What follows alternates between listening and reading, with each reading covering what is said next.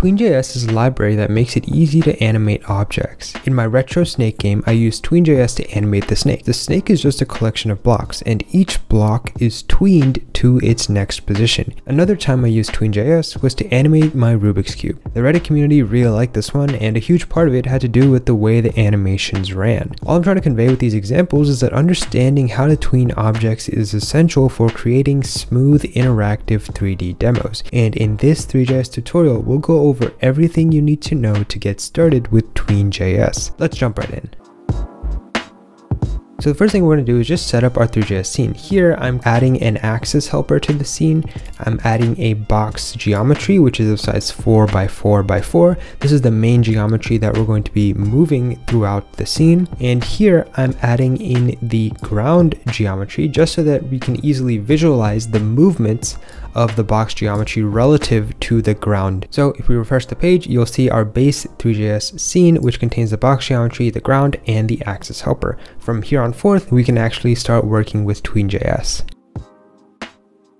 So the first thing you're going to want to do is to npm install Tween.js into your project. Once you do that, you can import Tween.js like so, and then we can get started with writing some code to animate our objects. What we have to do is set up our tween to sort of keep track of the time, and that's what I'm doing here. This animate function is going to run every single frame, so this is just a way for Tween.js to keep track of the time so that when we set up a specific tween, it can use this time variable and tween accordingly. So basically what Tween.js does, it takes a starter coordinate and an ender coordinate, and it takes the time that you want that transition to happen in between, and it sort of goes in between those values. What we're doing is setting x to 0, and that's the starting point, and the ending point is x equals 5. We're saying that it's going to have to run in 2000 milliseconds or 2 seconds. So whenever this updates, we're going to have our coordinates, and what we can do is set the box mesh position, and the last thing we're going to want to do is just press tween.start. So if I refresh this page, you'll see here that the box went from the center to the right in about 2 seconds. Now that we've got a simple example down, let's do another one. Here what we're going to do is pass in from x0 to x5, and we're also going to rotate it. So basically tween is going to interpolate between 0 and math.pi/2 within 2 seconds. And here what we're doing is setting the position as well as the box mesh rotations. So now when I refresh it, you'll see here that it goes from here from x equals 0 to x equals 5, and it does a 90-degree rotation. So Tween.js also has some extra functions that you can use, like .repeat or .delay. So again, on update, we're going to update these coordinates and we're going to update the rotation. And the main thing here is that we're going to repeat this infinitely and have a half a second delay. So if I refresh the page, you should see that it starts the animation about half a second in. Ends, it waits for about half a second, and then it restarts the animation. That's because we set the repeat to be infinite, and we also added a 500 millisecond delay. Another important aspect of Tween.js is easing functions. These functions let you control the speed of the animation at a specific time frame.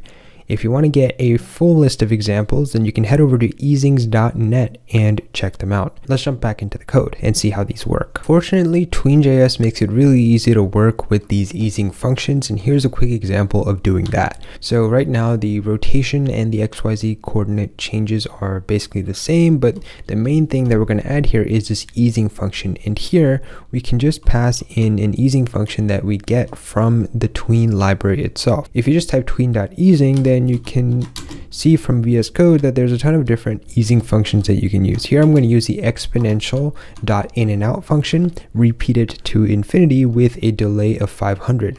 Let's start the tween and see what happens. As you can see here, the box is starting its tween slowly.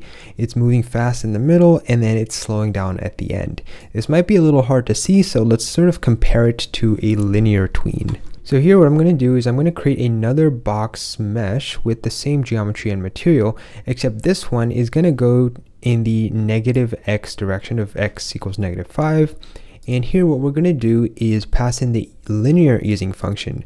Now you actually don't have to pass this in. I'm only passing it in so it's easy to sort of clarify, but basically by default the easing function uses linear. Let's see how these two box meshes differ in their tweening functions. You can see here that the box on the left is tweening linearly and the one on the right is doing an exponential tween. Yeah, so you're just going to have to sort of play around with the easing functions and see which ones you like, but you know, this is the main difference between using different easing functions is the way the animations happen.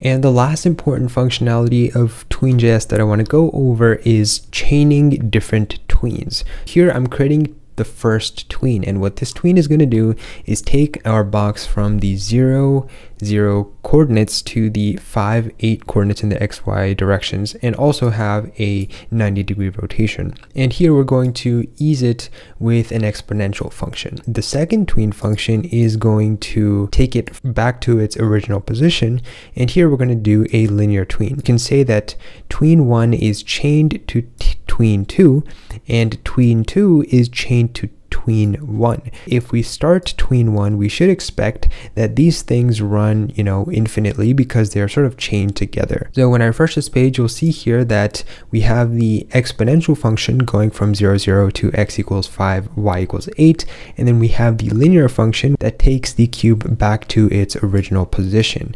So yeah, by now you should have enough knowledge of Tween.js to build some really cool animations. If you made it this far, then I'd really appreciate it if you could just hit the like button and consider subscribing for more videos just like this. Thanks for watching, and I'll catch you guys next time.